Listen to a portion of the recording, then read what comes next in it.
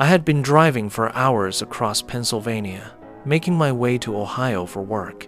Most of the trip had been a blur of empty highways, trees pressing close on either side, and the occasional small town that felt more like a ghost of what it used to be.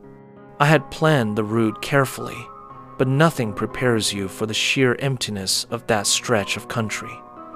By late afternoon, the weather turned. Clouds thickened into a gray ceiling, and then the rain came hard and fast, hammering against the windshield until I could barely see the road. Fog crept up from the valleys and spilled across the blacktop, swallowing the edges of the forest. I flipped on the wipers, leaning forward in my seat, as if getting closer to the glass would help me see. The gas gauge caught my eye, and my stomach sank. I had let the tank dip lower than I should have, thinking I would find another station in the last town I passed, but nothing had appeared since. The needle hovered dangerously close to empty, and every mile I pushed forward felt like a gamble. The road stretched on, winding through the mist like it would never end. I hadn't passed another car in almost an hour.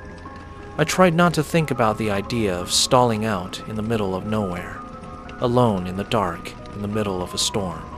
Fear has a way of whispering worst-case scenarios into your ear, and the isolation made those whispers louder. Then I saw it, a faint glow, the flicker of a neon sign just off the side of the road. At the same time, the rain came to a halt, and my chest loosened in relief. Gas. Finally. I pulled off the highway, tires crunching over gravel as the sign came into view. It looked worn, half its lights burned out, but I didn't care. I had found what I needed. Or at least, I thought I had. The closer I got, the stranger it looked. The gas station sat in a clearing, surrounded by tall trees that leaned inward like they were trying to hide it. The pavement was cracked, weeds splitting through every seam. The pumps were old, the kind with analog dials and rust creeping along their bases. I rolled up beside one, killed the engine, and stepped out. The air was heavy with the smell of wet earth and old oil. I grabbed the nozzle and tried to pump, but nothing happened. I jiggled the handle, smacked aside, checked the meter. Dead. I moved to the second pump. Same result. Both were lifeless, long abandoned. Frustrated, I turned toward the small building at the edge of the lot. The windows were dark, streaked with grime. The door was locked tight, a closed sign hanging crookedly inside. But when I peered through the glass, I froze. There was light inside, dim and yellow, flickering like it came from a bulb on its last legs. I squinted. The shelves were lined with items I hadn't seen since childhood, maybe even earlier. Glass soda bottles with labels that looked hand-painted. Motor oil in tin cans. Candy in wrappers I didn't recognize. Brands that hadn't existed in decades. Everything was coated in dust, but arranged neatly, like the store had simply closed one night and never opened again. The silence pressed in. No crickets, no rustle of wind in the trees, not even the distant hum of traffic. It was disturbing, like the whole world had gone still. And then I saw it. Beyond the gas station, through the fog that curled between the trees, a faint yellow glow, a light from a window deeper in the woods.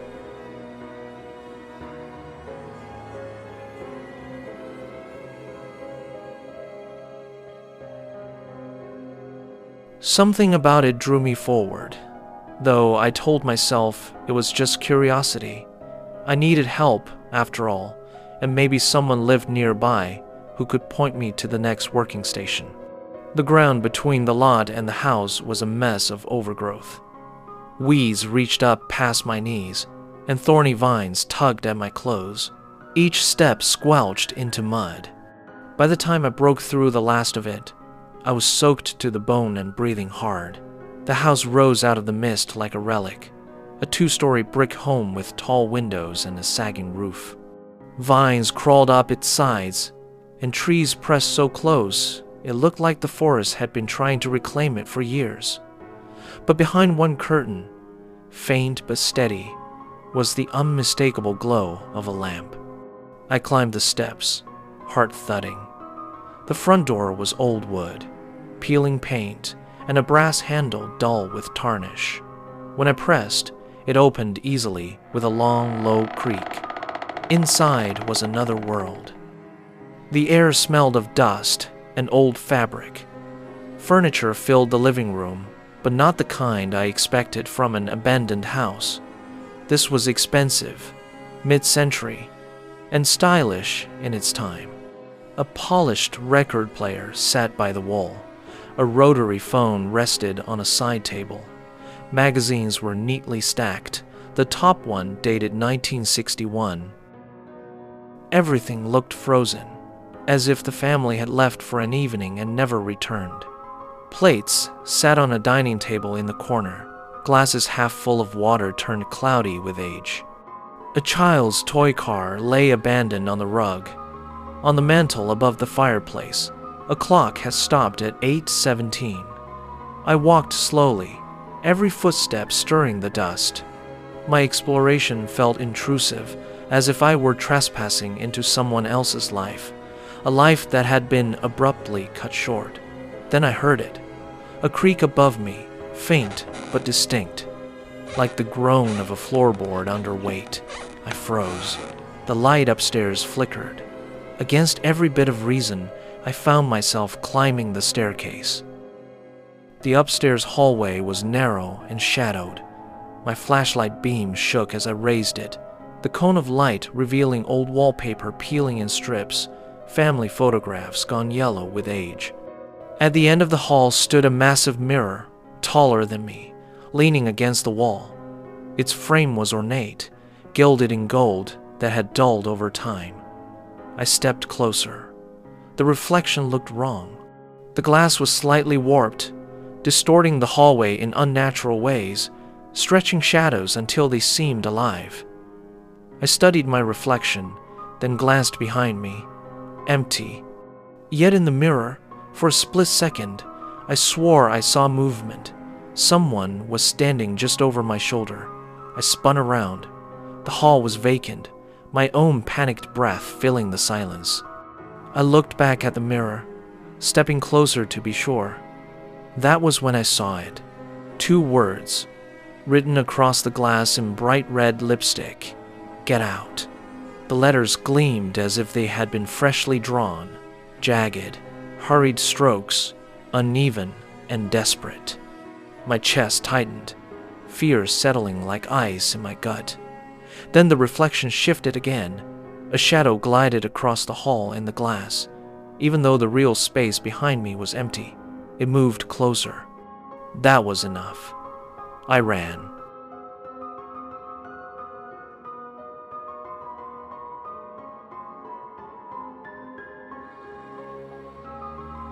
I bolted down the staircase, my footsteps echoing too loudly in the hollow house. My shoulders slammed against the front door, and I spilled out into the storm. Rain lashed my face, soaking me instantly, but I didn't care. I shoved through the overgrowth, branches clawing at my arms, vines tangling my legs. Lightning split the sky, and for a heartbeat, the house behind me lit up in stark relief. In one of the upstairs windows, I swore I saw a figure standing still, watching me. I stumbled to my car, wrenched the door open, and collapsed inside. My hands shook as I jammed the key into the ignition. The engine roared to life. Relief crashed over me like a wave. I tore out of the lot, tires spraying water. The forest blurred past, trees bending in the wind. I drove blindly, following the faint ribbon of road, every muscle tense. Minutes passed, though they felt longer. Slowly, the fear ebbed enough for me to breathe again. I told myself I was safe now, that whatever haunted that place was behind me. Then, through the fog, a familiar glow appeared. a neon sign, flickering in the mist. At first, I thought it had to be another station, maybe part of the same old chain. My mind clung to the explanation like a lifeline, but as I drew closer, dread sank in. The details were the same. The leaning poles, the cracked pavement, the two rusted pumps stood silent, even the weeds growing in the same cracks. To my horror, it wasn't another station. It was the same one. I slowed to a crawl, staring out through the rain. And then I saw it. Through the trees, beyond the lot, that same faint light from the house. Waiting for me. My mouth went dry. I gripped the steering wheel, knuckles white, but I couldn't bring myself to turn back onto the highway. I felt like I was caught in something supernatural, something that defied explanation. The world outside the car felt thick, like reality itself had twisted into a loop, trapping me in its grip. I caught my reflection in the rearview mirror. Across the glass, smeared in red lipstick, were new words. Stay.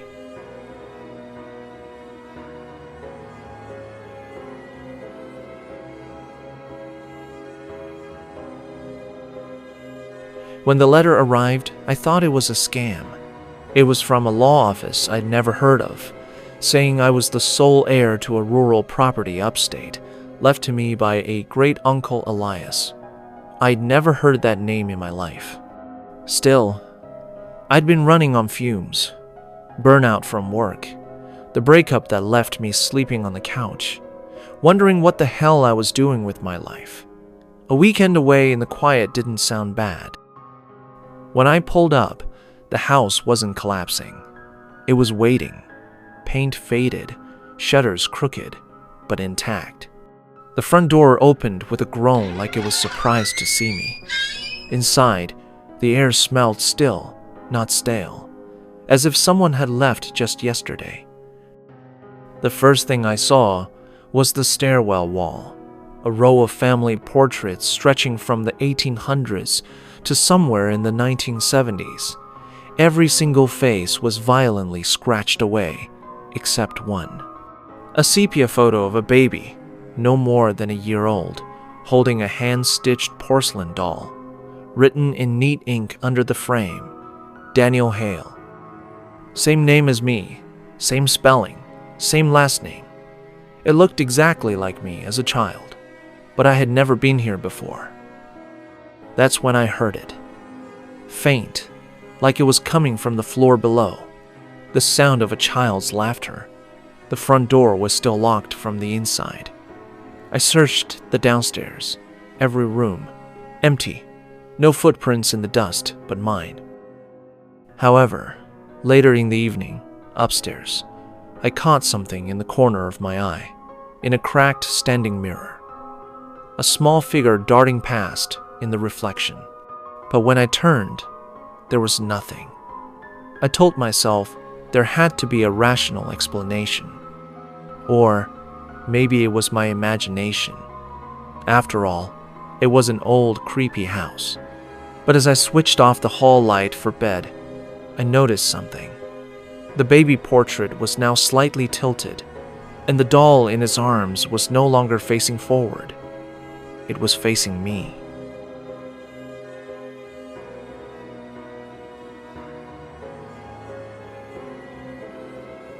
I barely slept.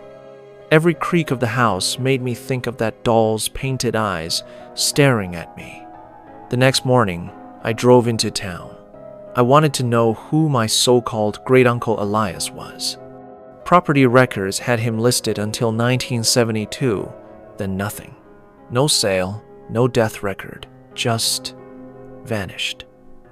At a diner, I made the mistake of asking the locals about him. Every smile froze. Conversations died mid-sentence. One old man muttered without looking at me, "Time runs crooked there. Fall in the wrong way, and the house remembers you, even if you don't remember it." I drove back with the old man's words gnawing at me.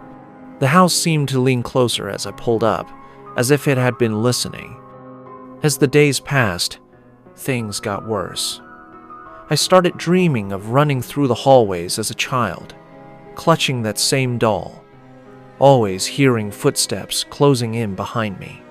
Then, when I was awake, I would see flashes of movement, a boy of about 5 just turning a corner out of sight.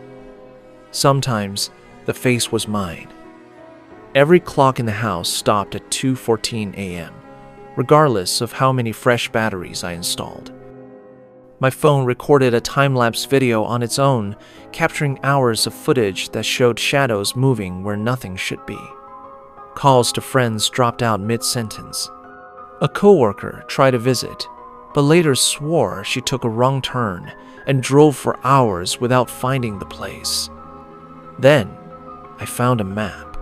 It was rolled up in an upstairs dresser drawer, an old blueprint of the house with 2 basements, but there was only one basement door. Then, one night, while lying in bed, trying to fall asleep, I heard it, knocking from beneath the floor. Slow, measured. I got on my knees and pressed my ear to the wood. A whisper came through, muffled but clear. It was my voice. "I'm still down here."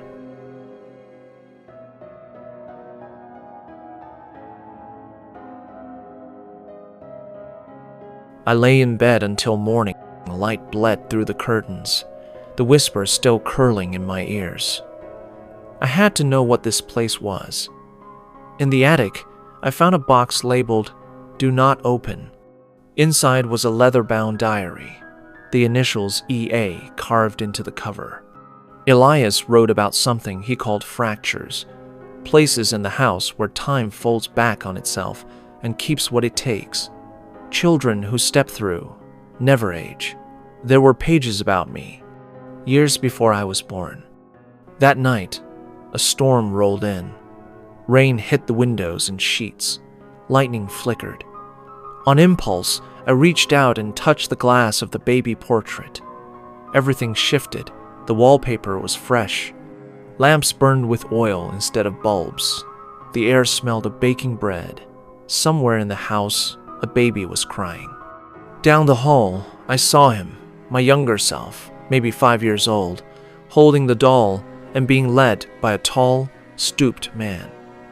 I recognized him instantly from one of the older portraits, Uncle Elias. I chased them, shouting.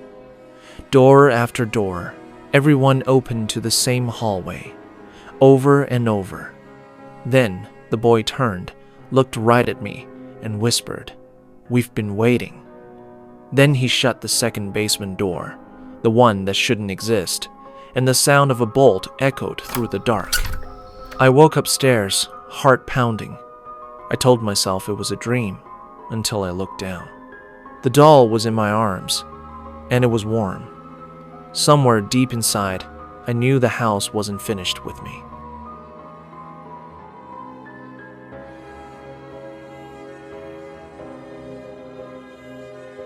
Part of me had never left the fracture as a child, and now the house was pulling the rest of me back, completing the loop. I thought if I destroyed the doll, I could sever the connection. I took it down to the basement. My hand shook as I struck a match. Instead of smoke, I smelled fresh paint, baking bread, the scents from my earliest memories of this place. The shadows in the corners stretched, warped, and from them stepped versions of me at every age, some small, some older. Each one is holding the doll. One reached out and took my hand. The others closed in. The light went out.